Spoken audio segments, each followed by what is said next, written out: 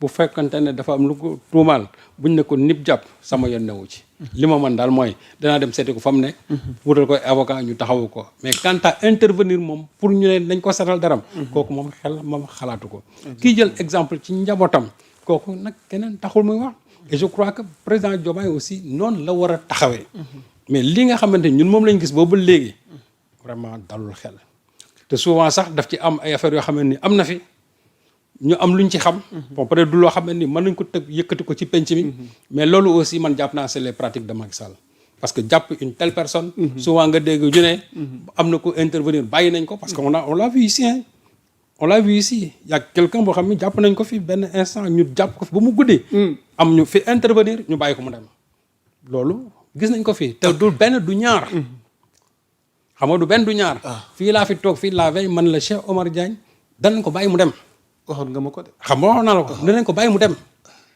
te dama déglu benn émission boo xamante nii ci benn télé journaliste bi wax ko wax joo xamante ni day firndeel man wax ji nga xam moom laa waxoon loolu moom c'est extrêmement dangereux su fekkee ne tey ñun foofu lañ toll su fekkee ne wax dëgg yàlla foofu lañ toll tey man jàpp naa ne ce projet là a failli avec le président Diomaye ok voilà tuuti même une yor-yor wi parce que ces propos dafay fekk si la une de yor-yor bi nga xamante ni yaa ngi ciy posé wu question par rapport à la gouvernance patriotique en deux pourquoi la machine Diomaye grippe soxna tuuti dafa am loo xamante ni dafay corroborer ces cadres ndax déjà ginnaaw 2 ans après le séisme électoral 24 mars 2024 le projet de rupture se heurte à des obstacles persistants si l'ambition de souveraineté demeure le cap affiché l'heure de l'inventaire sonne déjà comme un avertissement pour l'exécutif mu mel ni Moussa Diaw dafay décrire une démarche freinée par le retard des réformes annoncées tandis qu'Ousmane Sonko alerte sur une inertie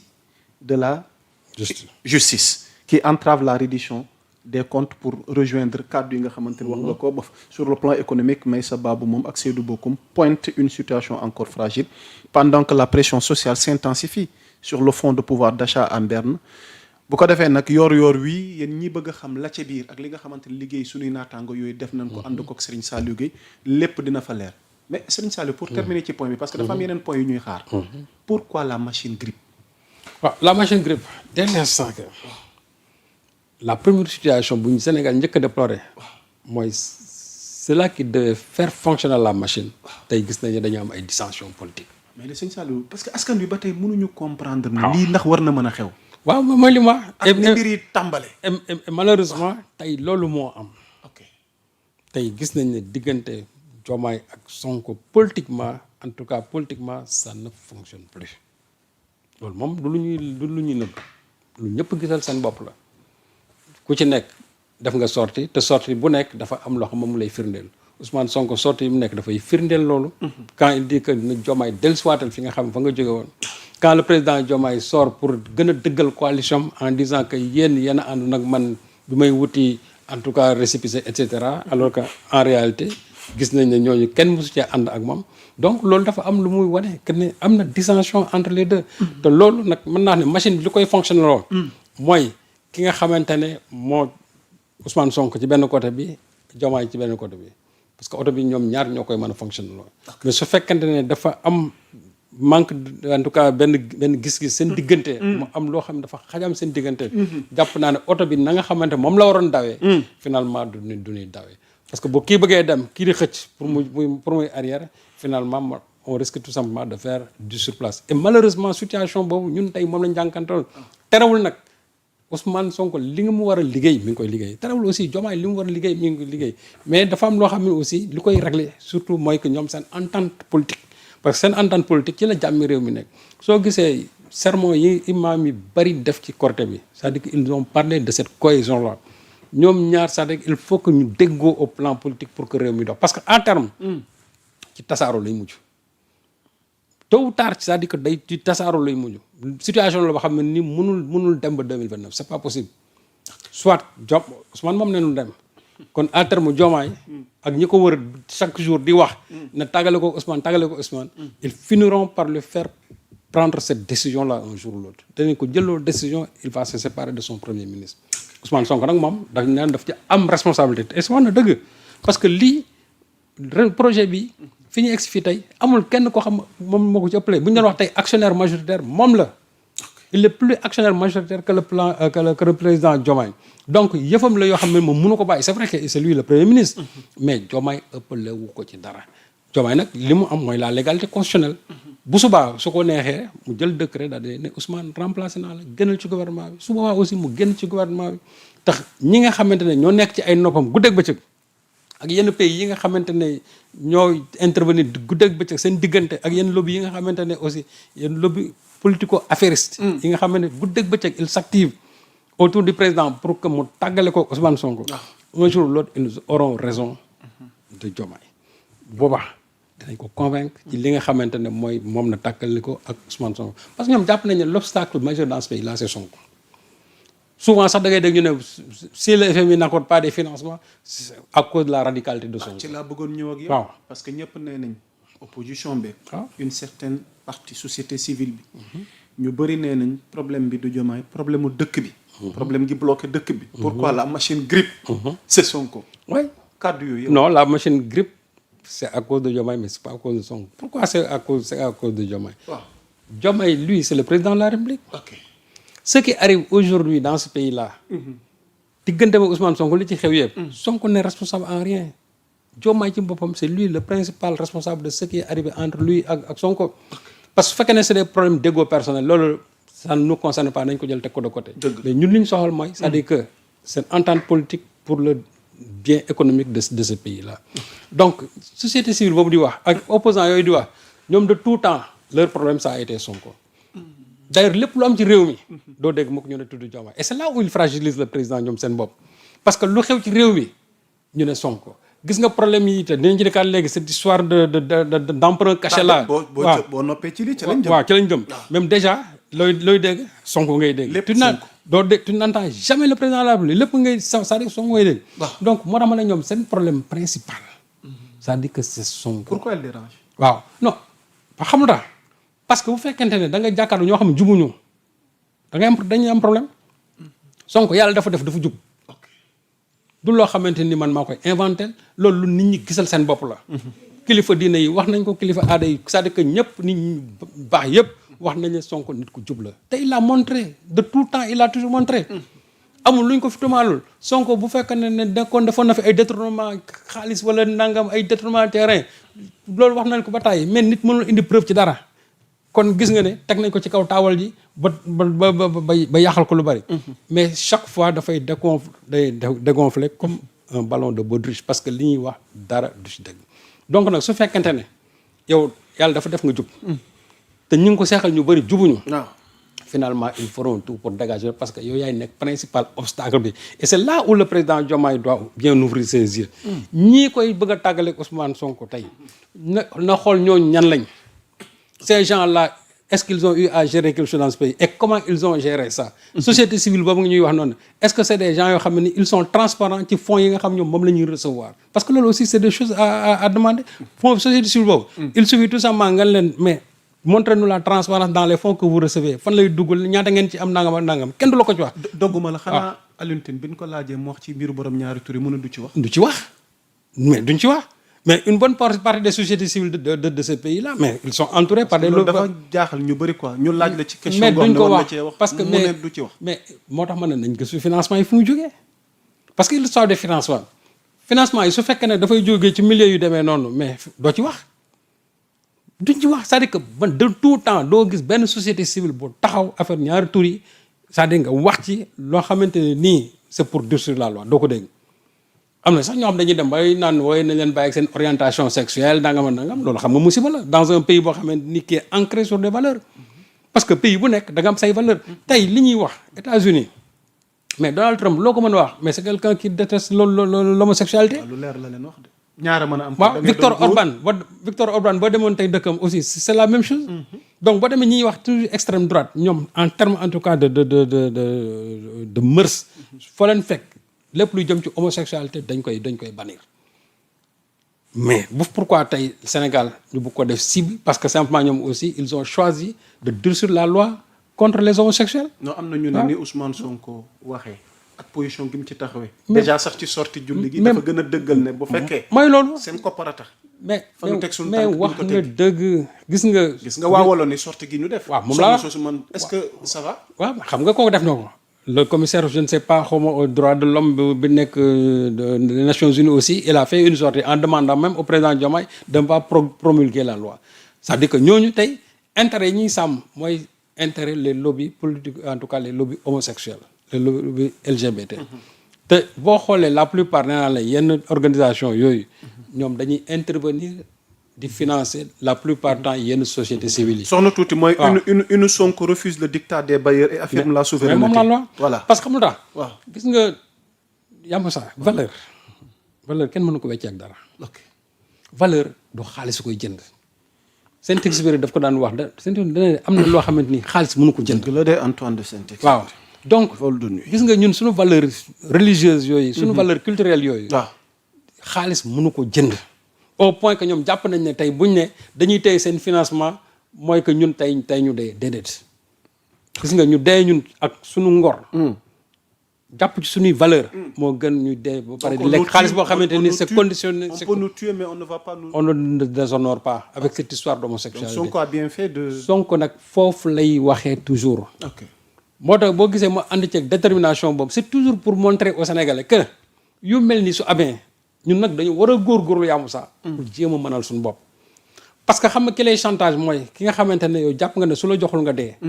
kooku tey bu subaa lu mu la wax nga def li ñu naan ko ëpp ëmb sa sànqal. ëmb sa sutura ki lay jox. pour nga lekk. waaw bu subaa bu la waxee ne légaliser homosexualité nga légaliser bu la waxee ne légaliser le mariage homosexuel nga légaliser ko bu la waxee ne bàyyil homosexuel ñu taxawal ci dëkk bi comme cela se doit loolu ngay def parce que jàpp nga ne kooku bu téyee xaalisam yow tey nga dee léegi nag soo mënalee sa bopp. waaw dootoo faale kenn loolu mooy dëgg. ok nit nag da ngay digne moo tax Ousmane Sonko li mu njëkkee mooy il faut d'abord qu'on soit digne qu'on soit ancré dans nos valeurs pour ñu mën a am suñu souveraineté boo ko deful tu seras toujours à la merci de ces gens là te loolu mooy feeñ temps yi nga xamante ne ces gens là sont en train de faire des sorties pour dire que tey nañ seen i financement et cetera et cetera ils n'ont qu'à en tout cas nañ tey seen i financement ci financement yooyu sax lañ jëm Serigne Saliou parce que lii ñuy waxtaan ni daf ñuy voilà dimbali ñu def transition ci coowal dette bi nag Serigne Saliou depuis un certain temps déjà la dette faisait débat depuis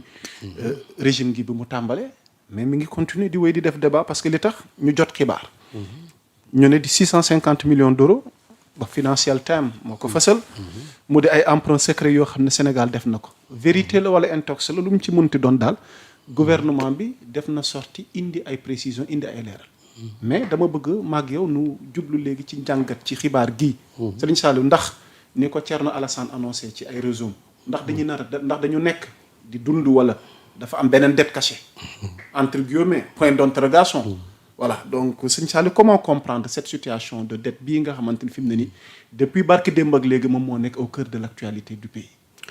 xam nga yaa Moussa bu may seetaan yenn homme politique yi dama leen di yërëm waaw jiitu na Thierno Alassane Sall noonu dama xam nga tax parce que c'est des gens qui font preuve d'une vacuité intellectuelle boo xamante ni effarante je t'assure effarante parce que mënuma comprendre benn journal xëy bind benn xibaar ci sa réew yow et tu prends ça comme argent comptant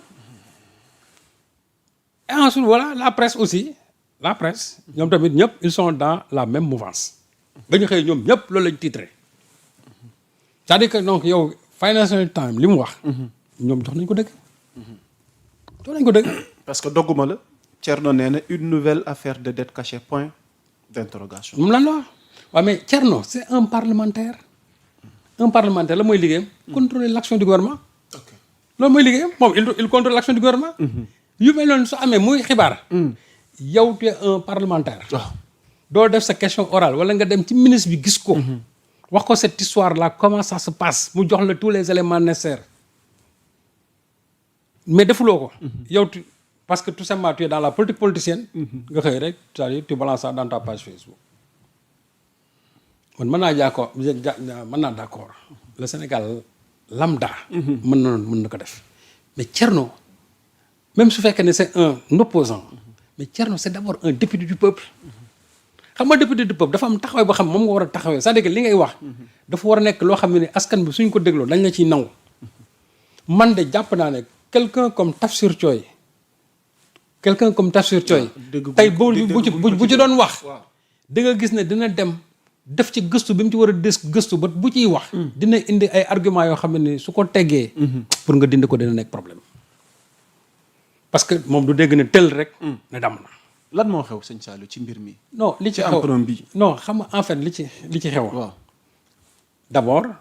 opération yi kenn waxul ne amut. on reconnaît que cet argent là a été emprunté léegi nag c'est-à-dire que instrument financier bi nga xamante ne. moom lañ utiliser pour def ko. c'est là où le problème se pose. parce que on parle de non divulgué. c'est secret. non xam nga pourquoi rendre ñu ko public non xam nga non divulgué. assemblée ak yooyu yëpp. non xam nga lu ma mën wax mooy. c'est-à-dire que est-ce que c'est légal. on se pose la question est-ce que d'abord c'est légal ou c'est pas légal. xam nga Macky Sall ñoom seen dette cachée boobu c'était pas légal parce que c'est hors circuit parlementaire. ok xam nga dañ ko nëbb. mais parce que dafa jaarul sax assemblée nationale mais loo xamante ni ça se trouve dans la loi de finances pour 2025 mi ngi ci. oui ministre bi wax na ko le ministre des finances. ça se trouve dans la loi de c'est-à-dire c'est autorisé par l'Assemblée nationale. te moom boo gisee même loi de finance bi boo jëlee le rapport économique financier le REF. à la page 39. def nañ ci sax rapport bi c'est-à-dire qui parle même de ce mécanisme financier te moom bi mu jàllee Assemblée nationale le 29 novembre 2025 moom. mais Cheikh Diba wax na ci. il a parlé même de ces TRS là mooy le total return swap mooy instrument financier bi nga xamante ne moom lañ utiliser. pour mën a dem lebi xaalis boobu. xaalis bi ñaari banque lañ ko leb benn bu nekk Abu Dhabi benn bu nekk Nigéria. léegi nag ñoom dañ wax nañ ils ont expliqué lan moo tax ñu jël c'est-à-dire recourir à cette méthode pourquoi jëluñu eurobond. mais ñu jël. swap bi waaw parce que ñoom jàpp nañu swap bi.